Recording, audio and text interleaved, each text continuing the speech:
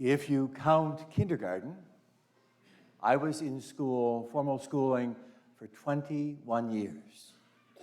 You know, when you go into 20th grade, it seems a little odd, but yeah, I did that. 21 years I was in school. And actually, I wasn't necessarily the best student in grade school. I was okay in high school. But as I got into college and graduate school, I really enjoyed learning.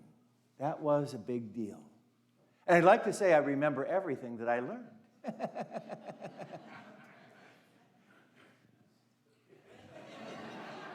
You know, you still have to be careful of lightning bolts, you know? I'm not going to stand here and lie. But I still remember a lot, and I don't remember things clearly. I can't give you dates and facts or exact quotations, but a lot of stuff is still up here swirling around in that stew called memory. You know, it's a part of me, and it shapes who I have become in my lifetime. There are some things, though, that stand out in my memory very clearly.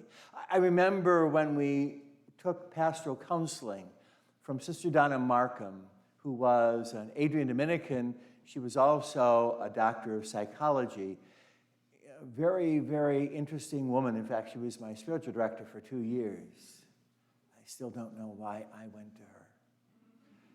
You know, I always felt like she could see right into my soul every time. But, you know, I really enjoyed her. And I remember one time in class, she wasn't talking about psychology at that point, but she was talking about our lives as seminarians. And she said, you know, I don't care why you started in the seminary. The question is, why do you stay? And that has stuck with me because I translated again and again in my own mind is, I don't care why you started in ministry. The question is, why do you stay? What is our motivation for what we do? And I think that's something that we need to ask ourselves again and again as we go through life. You know, why are we doing this? Why are we headed in that direction? I think it's an important question, and that has stuck out in my memory. I remember when Father Jim Macy, who taught us Old Testament theology, at one point, I'm going to say it was early in the fall, and we had gotten to the point where we had the call of Jacob, who was the son of Isaac and Rebekah, the grandson of Abraham. And his name was changed by God. His name was changed to Israel. And I remember when Father Macy told us that the name Israel means, I have wrestled with the Lord. And I remember that night writing in my journal, I said, my name is Israel. Because I'm always wrestling with the Lord. You know, it's always a struggle. Do I do what God wants or what I want?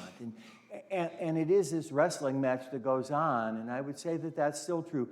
I'm more willing to concede because, you know, I've gotten older now.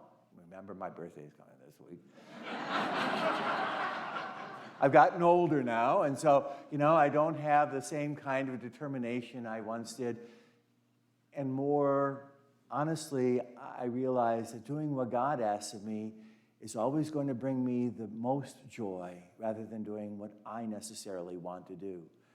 I've learned that. Another comment that was made in a class, and there were a lot, I'm just picking out 3, and this is the last one, was the one who taught us Psychology 101 in college. And I remember the day we started, we had a book that was entitled Abnormal Psychology. And he said, gentlemen, remember, this is a seminary. Gentlemen, you're going to find yourself on every page. And that was generally true, you know. He said, what normal is when our psychoses and our neuroses balance each other off. You know, that's what normal is. But we all have tendencies to everything we read in this book. That's just part of our humanity, you know. And so that was comforting. So even though I think I'm crazy, I'm not necessarily as crazy as I think, you know? That's good to know. But what he did say along the way that stuck with me more than anything else, he said, change is inevitable.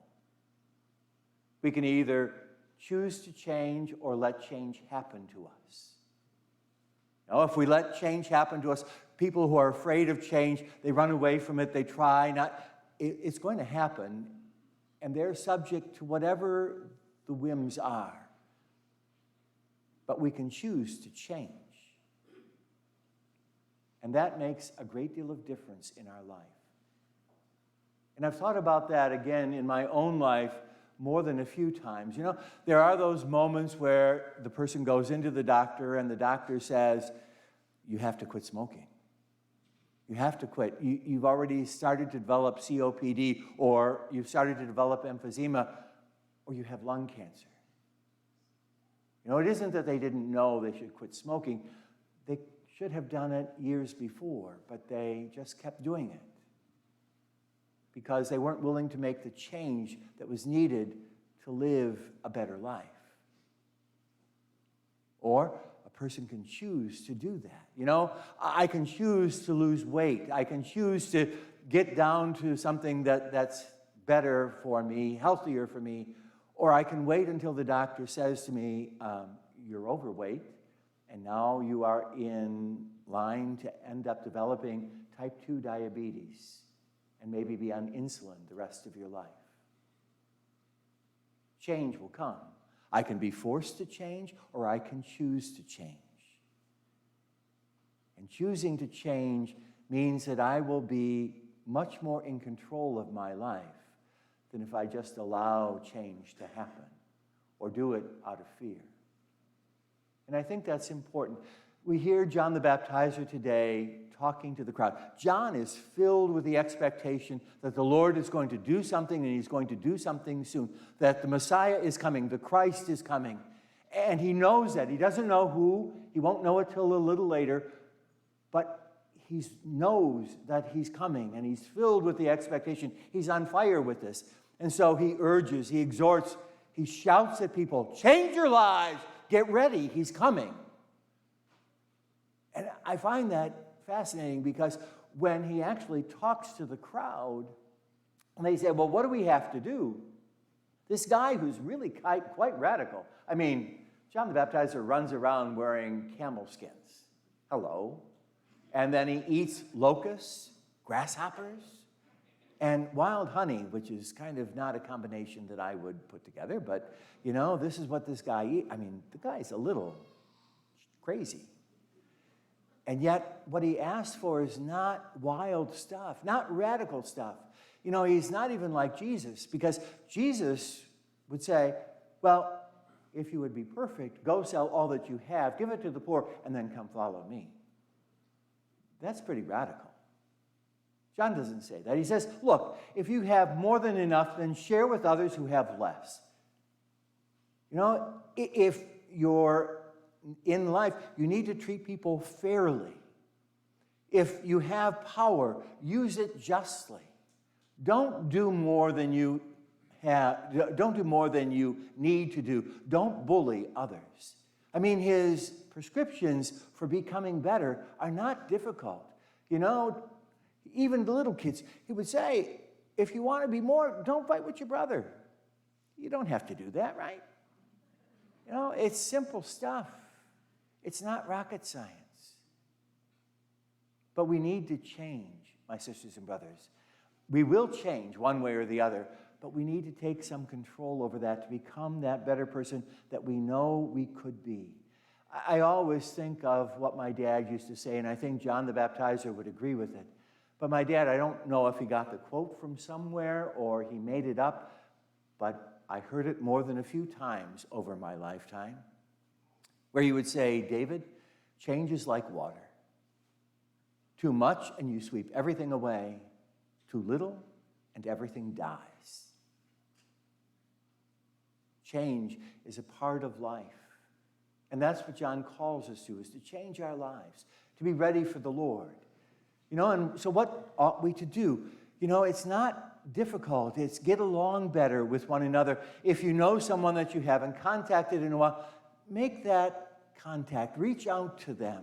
Reach out to the one that you know is lonely in your midst. You know, mend relationships. Be generous with others. Share with them what you have over and above what you need. Get along better with one another. Be kind. It's not that we have to do big things, but we have to strive to do those little things over and over to be that better person that we've always known we could be. That's what John calls us to, and that's an important thing. Because in this Advent season, what we're called to do is to prepare ourselves for the coming of the Lord.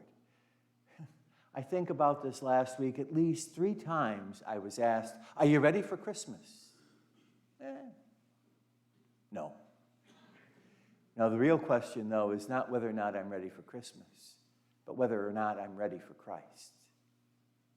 This 3rd Sunday of Advent, we're invited to prepare ourselves for Christ.